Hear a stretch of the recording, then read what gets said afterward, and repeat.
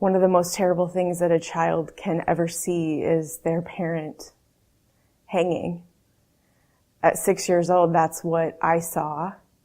That's what I found after school one day with my brother, and it changed my life forever. I have 3 older brothers and an older sister. One older brother was living with us at the time. Other siblings were much older. And I have vivid memories of my brother and his friend and myself and my mom just running back and forth between the bedroom and the kitchen, just trying to process, did this really happen? Is this really what we have found? As a child, it's very hard to try to understand why a parent doesn't feel that you're enough. I asked that question so many times. Why wasn't I enough? Why didn't my dad think that I was enough to stay alive? And in that, it caused bitterness and anger in me as a child. I spent, 4 or 5 years after my dad passed just building a wall. I didn't want to open up to anyone. I didn't want to share my feelings despite being made to go to therapy. I didn't want to talk about it.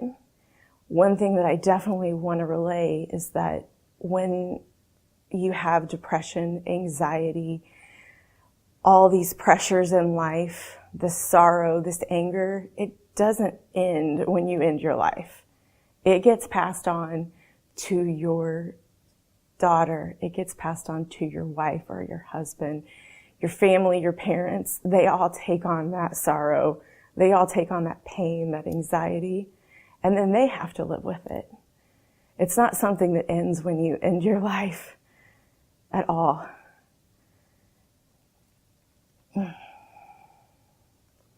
I said, I know I'm not going to be able to heal or have a normal life. So instead I turned to drugs, alcohol, and I went rogue. I spent 4 years in high school.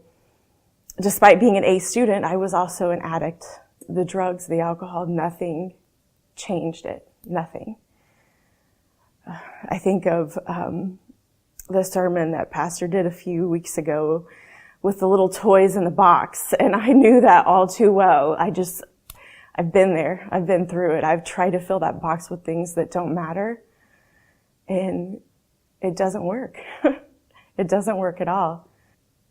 It just is something that I have searched for answers for years and never found answers for, at least not in the places that I was searching.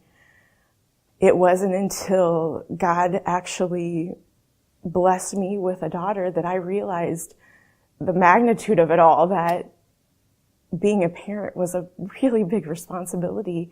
Having Cassidy save me, got me away from drugs and alcohol, got me back into church. Despite being raised in a Baptist church, there was not this push to delve into the Word. There wasn't this push to learn more. I always felt like it was a judgment show going on Sunday. It wasn't what it is for me today. To be able to worship really has been like therapy for me. Anytime that I'm feeling sad or just anxiety about anything, I just whip out my guitar and start singing. And that has been the best thing for me, is just praising God, even when it feels like the walls are coming in at me, when it feels like there is no hope. Just praise God. Without Him, I couldn't have made it this far.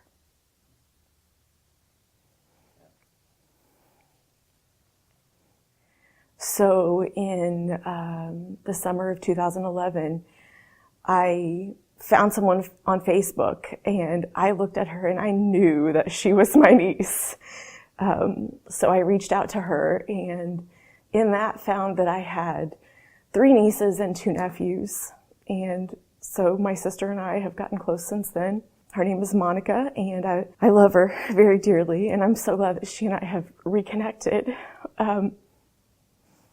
While my family was in Oregon, I got a call from her.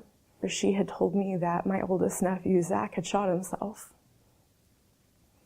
And it was just really hard knowing that my sister had already dealt with our dad, but then also her son. And my thoughts went to his daughter, who at the time was not even 2 years old, thinking all the thoughts that I thought. Why wasn't I good enough? Why didn't my dad, make a different decision because he loved me? And thinking that she's going to go through all these things, these same thoughts that I went through. It's just very hard to understand. It just breaks my heart to know that my sister has dealt with this doubly. I know that she relies on God as well, because there is no filling that void without him. Sure, death is hovering nigh. You're drifting too far from the shore. Drifting too far from the shore. You're drifting too far from the shore. Come to Jesus today. Let him show you the way. You're drifting too far from the shore. Going through all of this has really taught me to rely on God, to have the faith that no matter what happens, everything is going to be okay. No matter if they turn our Vectron off, no matter if, a tornado comes through and destroys our house, we will still have God, and he will still take care of us just as he takes care of the birds in the field. And that is a faith that I never could really comprehend as a child. Even learning about it, it didn't make sense to me until I had to just jump off that cliff and fully rely on him.